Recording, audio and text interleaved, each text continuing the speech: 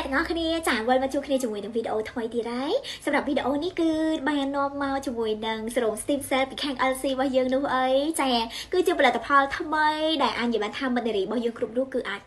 ខ្វះបានហ្មងបើសិនជាអ្នកទាំងអស់គ្នាចង់បានជាមួយនឹងស្បែកគ្រាន់តែសគឺអ្នកទាំងអស់គ្នាលាបលេប៉ុន្តែបើសិនជាអ្នកទាំងអស់គ្នាចង់បានស្បែកមួយដែលសម៉ត់រលោងភ្លឺថ្លាបែបមានសំណើមចេញមកពីខាងក្នុងហើយភ្លឺរលោងគ្រប់ពេលវេលាជាពិសេសគឺវាជួយកាត់បន្ថយរាល់បញ្ហាស្នាមអុចខ្មៅក៏ដូចជាស្នាមសង្វារបានល្អខ្លាំងមែនតើចង់ដឹងអត់ចាកុំឃើញដបរបស់គេទូចអញ្ចឹងណាប៉ុន្តែប្រសិទ្ធភាពវិញគឺថាខ្ពស់ខ្លាំងមែនតើគឺជាប្រភេទ Serum Stem Cell ហ្នឹងហើយដែលបានធ្វើការផ្សំឡើងពីកោសិកា Stem Cell នៅក្នុងការចូលទៅបណ្ដុះជាមួយនឹងកោសិកាស្បែកមូលហេតុដែលយើងធ្វើការផលិតជាមួយនឹងប្រភេទសេរ៉ូមនេះឡើងដោយសារតែបងភាគច្រើនបងមិត្តនារីរបស់យើងនៅខាងអាស៊ីរបស់យើងគឺគាត់មានជាមួយនឹងសភាពស្បែកមួយដែលស្ងួតហើយ sensitive ហើយងាយនៅក្នុងការរងជាមួយនឹង